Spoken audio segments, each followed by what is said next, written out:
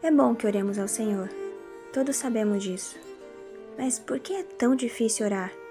Preciso mesmo passar horas orando a Deus sem parar para me tornar mais próxima dele?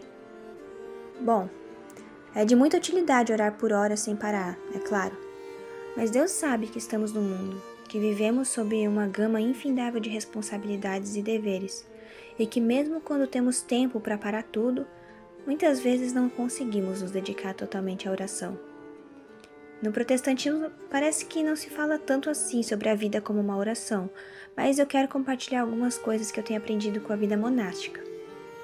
A principal coisa que aprendi recentemente é que o nosso corpo precisa orar. Tish Warren, no livro Liturgia do Ordinário, chama isso de pilates espiritual.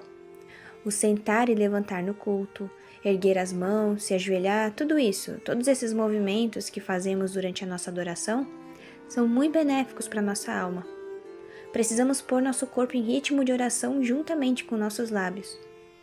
Os antigos judeus costumavam balançar o corpo para frente e para trás durante a oração, e dizem que é resultado da devoção e da concentração, quando a alma atinge o estado mais elevado. Salmos 35:10 diz: Todos os meus ossos dirão: Senhor, quem contigo se assemelha? Pois livras o aflito daquele que é de mais forte para ele, o mísero e o necessitado dos seus extorsionários.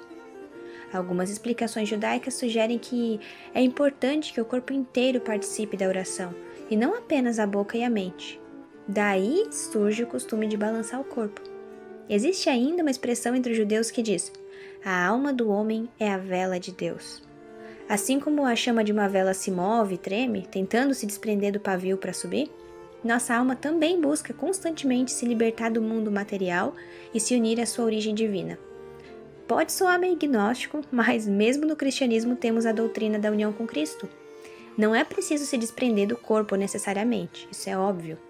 Mas a nossa alma deve se elevar o máximo possível para se unir a Deus. Um estudioso judeu chamado Israel Ben Eliezer, lá do século XVII, fala sobre a surpresa de alguns neófitos ao presenciarem um judeu a orar se balançando assim. Ele diz: assim como quando uma pessoa está se afogando, ninguém deveria zombar dela se ela estivesse se debatendo para se salvar, assim também não deveria zombar quando observa uma pessoa fazendo movimentos enquanto reza, pois ele está tentando se concentrar e se afastar de pensamentos alheios. Essa prática fez parte de toda a cultura do período em que Nosso Senhor esteve na Terra. Acredito que muito provavelmente não só Jesus, como também todos os judeus nazarenos tinham esse costume.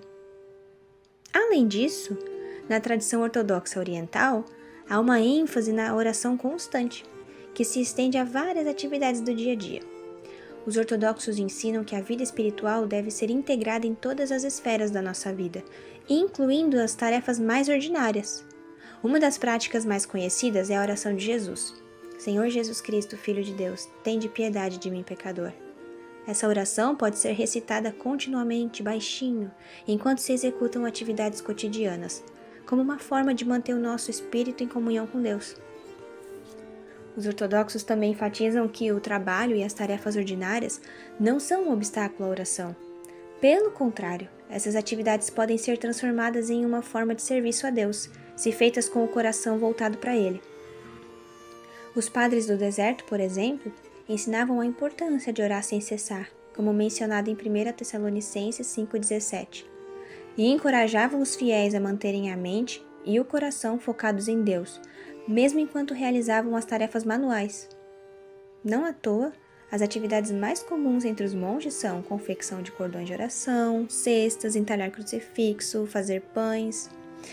Aliás, existem coisas que você pode integrar na sua rotina, se é que já não as faz corriqueiramente, que servem de ferramenta de oração se você fizer da maneira certa, como, por exemplo, gastar tempo com culinária, preparar o café da manhã cedinho, com calma e no silêncio, meditando na palavra, recitando os salmos e falando com Deus. É algo que você provavelmente já faz, mas talvez a rotina tão caótica te tenha impedido de pensar sobre como fazer isso com o coração no lugar certo.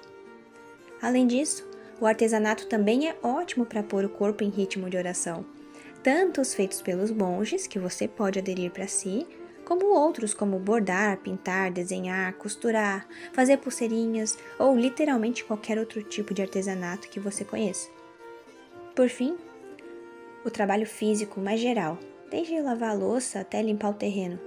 O trabalho de jardinagem também, que por sinal nos ensina muito sobre a vida cristã e o trabalho de jardineiro que nosso Senhor faz. Tem tanta coisa na vida diária, trabalho é o que não falta na verdade. Além disso, usar o serviço doméstico como forma de adoração a Deus torna ele menos pesaroso. A gente até faz com mais ânimo, pois sabemos que não estamos fazendo por fazer. Sabemos que com ele recebemos benefícios espirituais, quase que um sacramento, né? Sei que ninguém vai mudar para uma montanha na Grécia e se isolar de tudo para poder passar o dia rezando a oração de Jesus, mas é bom que comecemos aos poucos. Comece tentando se afastar do celular e das telas. Tente ouvir menos música para preencher o silêncio e tente preenchê-lo com recitação de salmos e orações. Conforme o dia for passando, você vai perceber que passou muito tempo com o Senhor. Nosso coração sempre está com Ele. Basta que lembremos disso durante a nossa vida debaixo do sol. A nossa vida é constante que deve ser de oração. Nosso corpo deve orar conosco. Nosso labor deve ser uma oração. E os nossos lábios precisam simplesmente proclamar todas essas coisas.